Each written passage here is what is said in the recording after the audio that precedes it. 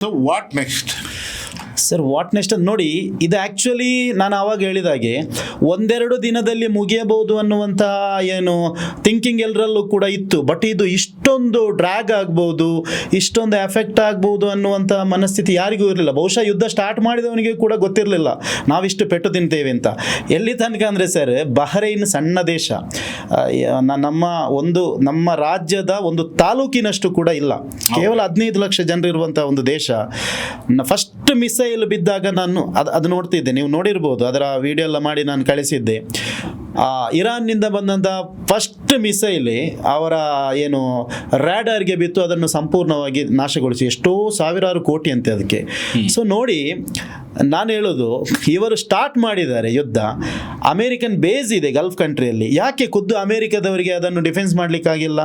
ರಕ್ಷಣೆ ಅವರನ್ನೇ ಅವರು ಯಾಕೆ ರಕ್ಷಣೆ ಕೊಡಲಿಕ್ಕಾಗಿಲ್ಲ?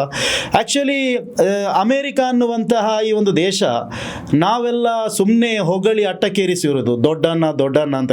ಒಂದು ದೊಡ್ಡನೂ ಇಲ್ಲ ಅವರಿಗೆ. ಇನ್ಕಮ್ ಸೋರ್ಸು ಬೇಕಾದಷ್ಟು ಸಂಪತ್ತು, ಏನು ಅವರಿಗೆ ಹಣ ಎಲ್ಲ ಕೊಡೋದು ಗಲ್ಫ್ ಕಂಟ್ರಿಯಿಂದ. ನಿಮ್ಗೆ ಗೊತ್ತಿರ್ಬೋದು, ಗಲ್ಫ್ ಕಂಟ್ರಿಯಲ್ಲಿ ತೈಲ ಸಂಪತ್ತಿದೆ, ಸಿಕ್ಕಾಪಟ್ಟೆ ಇದೆ. ಬಟ್ ಇರೋದು ಮಾತ್ರ, ಅದನ್ನು ಜಾಸ್ತಿ ಅನುಭವಿಸುವುದು ಇದೇ ಅಮೇರಿಕ.